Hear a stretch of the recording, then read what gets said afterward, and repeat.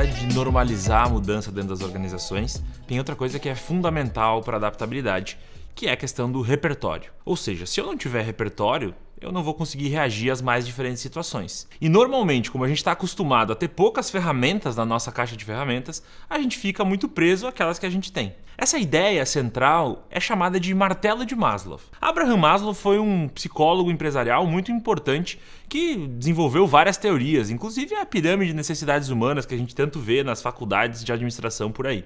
Mas uma outra ideia que ele desenvolveu é essa, do martelo de Maslow, que resumidamente é a seguinte: para quem só tem um martelo, tudo é prego. O que ele quer dizer com isso? Que se eu tenho poucas ferramentas na minha caixa de ferramentas, eu sempre vou usar elas. Ou seja, se eu só tenho um martelo, tudo que eu enxergar por aí é prego. E é assim que muitas lideranças acabam se comportando no dia a dia dentro das organizações. Elas estão acostumadas a ter um martelo e elas usam esse martelo para tudo.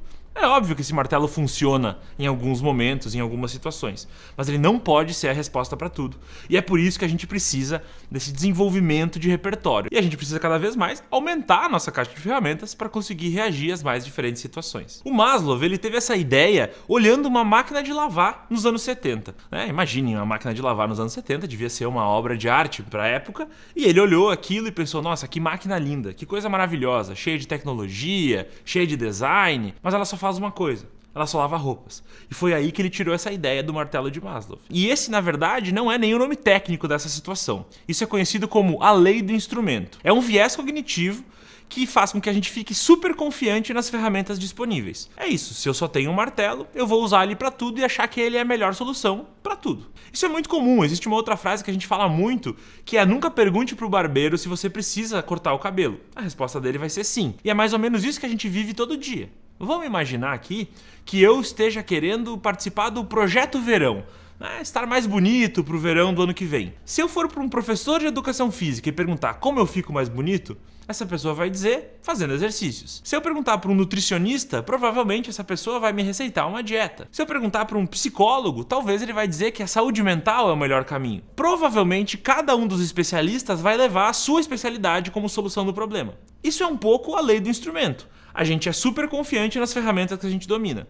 E é justamente por isso que a gente precisa ampliar cada vez mais esse repertório, para reagir a esse mundo de constante mudança. Esse é o conceito do líder ambidestro. É o líder que tem uma caixa de ferramentas recheada e que pode entender que em alguns momentos ele vai precisar ter o martelo, mas em alguns outros momentos ele vai precisar ter a chave de fenda. Em alguns momentos ele precisa ser presente, estar próximo do time, orientando, delegando e inclusive executando. Mas em outros momentos ele precisa deixar o time agir, dando autonomia e espaço para que as pessoas consigam exercer a sua iniciativa. Ou seja, as duas coisas não são excludentes. Eu não posso ser só uma coisa ou ser só outra. Eu preciso entender que com cenários dinâmicos, os contextos exigem de mim estímulos diferentes e as pessoas exigem de mim estímulos diferentes. Essa é a ideia central do líder ambidestro. O líder que tem repertório e é capaz de se adaptar independente do contexto que vier para frente. Você deve estar pensando agora: ok, eu quero expandir a minha caixa de ferramentas, mas eu não tenho tempo para isso, eu não posso ser especialista em todas as coisas necessárias de mim. É verdade, o mundo de hoje exige de nós uma multifuncionalidade muito grande.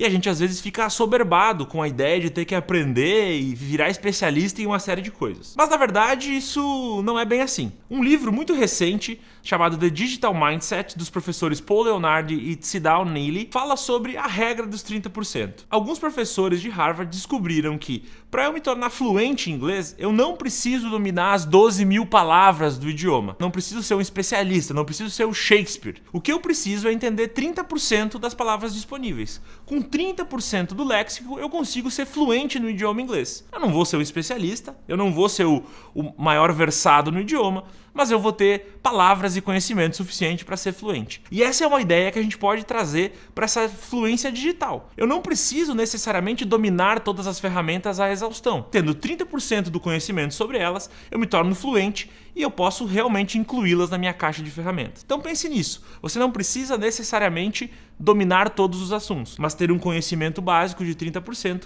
vai te dar uma fluência muito importante na hora de conseguir reagir a essas situações. Até agora, falamos sobre como a adaptabilidade é um novo superpoder e a gente, enquanto liderança, precisa normalizar a mudança para os nossos times e organizações e também ampliar nosso repertório, recheando a nossa caixa de ferramentas com mais ideias e mais conceitos para que a gente possa, de fato, reagir às diversas situações. Então foi isso, pessoal. Nesse primeiro capítulo, a gente falou sobre adaptabilidade e a importância disso no contexto atual. Em breve, a gente vai falar sobre inteligência emocional e resiliência. Fica ligado!